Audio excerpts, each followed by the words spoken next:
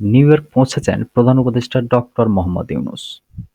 যেকোনো পরিস্থিতিতে অন্তর্বর্তী সরকারকে সমর্থনের প্রতিশ্রুতি সেনাপ্রধানের। ৪ দফা দাবিতে রাবি সাংবাদিকতা বিভাগে তালা দিলেন শিক্ষার্থীরা। রোহিঙ্গা সংকট শুধু বাংলাদেশের জন্য উদ্বেগের বিষয় নয় বললেন পররাষ্ট্র উপদেষ্টা। শুনছিলেন শিরোনাম, এবারে বিস্তারিত। নিউ ইয়র্ক পৌঁছেছেন প্রধান উপদেষ্টা ডক্টর মোহাম্মদ ইউনূস। অন্তর্বর্তী সরকারের প্রধান উপদেষ্টা ডক্টর মোহাম্মদ ইউনূস জাতিসংঘের সাধারণ পরিষদের ৭৯তম অধিবেশনে যোগ দিতে যুক্তরাষ্ট্রের নিউ ইয়র্কে পৌঁছেছেন।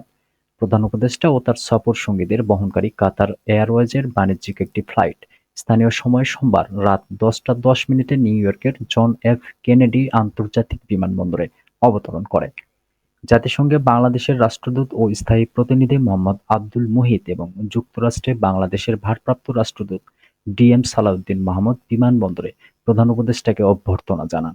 এর আগে প্রধান উপদেষ্টা ও তার সফর সঙ্গীদের বহনকারী কাতার এয়ারওয়েজের বাণিজ্যিক ফ্লাইটটি বাংলাদেশ সময় সোমবার ভোর ৫টায় ঢাকার হজরত শাহজালাল আন্তর্জাতিক বিমানবন্দর ছেড়ে যায়। প্রধান উপদেষ্টা আজ মঙ্গলবার নিউ ইয়র্কে জাতিসংঘ সদর দপ্তরের সাধারণ পরিষদের ৭৯তম অধিবেশনের উচ্চ পর্যায়ের আলোচনায় যোগ দেবেন। তিনি ২৭ সেপ্টেম্বর সকালে সাধারণ পরিষদের অধিবেশনে ভাষণ দেবেন। ডক্টর মোহাম্মদ ইউনূস জাতিসংঘ সাধারণ অধিবেশনের ফাঁকে যুক্তরাষ্ট্রের প্রেসিডেন্ট জো বাইডেনের সঙ্গে দ্বিপক্ষীয় বৈঠক করবেন। এছাড়া কয়েকটি দেশের সরকার প্রধান ও কয়েকটি আন্তর্জাতিক সংস্থার প্রধানের সঙ্গেও বৈঠক করার কথা রয়েছে প্রধান উপদেষ্টার। যেকোনো পরিস্থিতিতে অন্তর্বর্তী সরকারকে সমর্থনের প্রতিশ্রুতি সেনাপ্রধানের। গুরুত্বপূর্ণ সংস্কার কাজে অন্তর্বর্তী সরকারকে সমর্থন দেওয়ার প্রতিশ্রুতির কথা জানিয়েছেন বাংলাদেশের সেনাপ্রধান জেনারেল ওয়াকারুজ্জামান। সোমবার ঢাকায় সেনাপ্রধান তার কার্যালয়ে বসে রয়টার্সকে দেওয়া এক বিরল সাক্ষাৎকারে একথা জানান।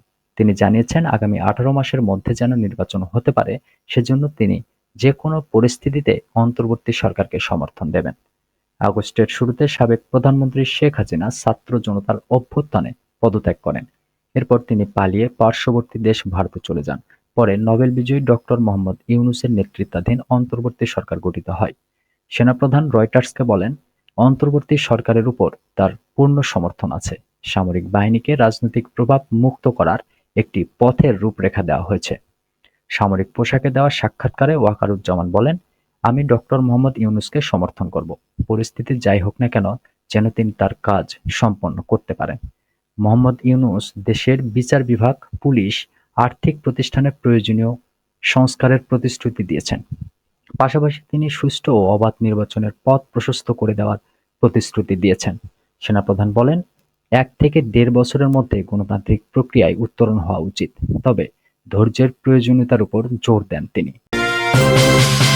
৪ দফা দাবিতে রাবি সাংবাদিকতা বিভাগে তালা দিলেন শিক্ষার্থীরা। সেশন জট নিরসন সহ ৪ দফা দাবিতে রাজশাহী বিশ্ববিদ্যালয়ের গণযোগাযোগ ও সাংবাদিকতা বিভাগের শিক্ষার্থীরা বিভাগে তালা দিয়ে সভাপতির কক্ষের সামনে অবস্থান কর্মসূচি পালন করছেন। মঙ্গলবার সকাল ৮:৩০টার দিকে বিভাগের সভাপতি কক্ষ ও অফিস কক্ষে তালা দিয়ে এ কর্মসূচি পালন করছেন তারা। এদিকে অবস্থান কর্মসূচি পালন করার সময় সকাল ১০:১১টায় বিভাগের সভাপতি অধ্যাপক মোহাম্মদ মোজাম্মেল হোসেন, অধ্যাপক আল মামুন, অধ্যাপক মশিউর রহমান, সহযোগী অধ্যাপক শাতিল সিরাজ সহ বিভাগের ৯ জন শিক্ষক এসে শিক্ষার্থীদের দাবিগুলো শোনেন এবং এ বিষয়ে কথা বলেন। আন্দোলনরত শিক্ষার্থীরা বলছেন, বেশ কয়েক বছর ধরে বিভাগে নানা অনিয়ম চলছে। ৬ মাসের সেমিস্টার শেষ করতে সময় লাগছে ১ বছর। ১ মাসের মধ্যে ফলাফল প্রকাশ করার কথা থাকলেও ৮ থেকে ১০ মাস পর ফলাফল প্রকাশ করা হয়। ইনকোর্স পরীক্ষা যথাসময়ে নেওয়া হয় না। ৪ দফা দাবি আদায় না হওয়া পর্যন্ত বিভাগের সকল কার্যক্রম বন্ধ রাখার হুঁশিয়ারি দেন শিক্ষার্থীরা। এ সময় শিক্ষার্থীরা, আটক শুধু আমরাই, অন্য বিভাগের পরীক্ষা তো বন্ধ নয়। ১ বছরে ১ সেমিস্টার, ধিক্কার ধিক্কার। রেজাল্ট কেন ১০ মাসে, রেজাল্ট চাই ১ মাসে। শিক্ষকদের স্বৈরাচার চলবে না, চলবে না। ভেঙে দাও, গুঁড়িয়ে দাও শিক্ষকদের স্বৈরাচার। গুটি চালানো বাদ দেন, আমাদের মুক্তি দেন। মিষ্টি কথা বাদ দেন, ৪ দফা মেনে নেন। আর নয় বাড়াবাড়ি, পরীক্ষা চাই তাড়াতাড়ি। পরীক্ষা কেন ধীরগতি, কি করছেন সভাপতি, প্রভৃতি স্লোগান। রোহিঙ্গা সংকট শুধু বাংলাদেশের জন্য উদ্বেগের বিষয় নয় বললেন পররাষ্ট্র উপদেষ্টা। অন্তর্বর্তী সরকারের পররাষ্ট্র বিষয়ক উপদেষ্টা মোহাম্মদ তৌহিদ হোসেন বলেছেন, রোহিঙ্গা সংকট শুধু বাংলাদেশের উদ্বেগের বিষয় নয়। মিয়ানমার যে সংকটের সম্মুখীন হয়েছে তা আশেপাশের অঞ্চলে ছড়িয়ে পড়ার ঝুঁকি রয়েছে। নিউ ইয়র্কে জাতিসংঘ সাধারণ পরিষদের অধিবেশনের ফাঁকে কমনওয়েলথ মন্ত্রীদের বৈঠকে এসব কথা বলেন পররাষ্ট্র উপদেষ্টা। মঙ্গলবার ২৪ সেপ্টেম্বর পররাষ্ট্র মন্ত্রণালয় এক বার্তায় এর তথ্য জানায়। কমনওয়েলথ মন্ত্রীদের বৈঠকে পররাষ্ট্র উপদেষ্টা বলেন, রোহিঙ্গা সংকট শুধু বাংলাদেশের জন্য উদ্বেগের বিষয় নয়।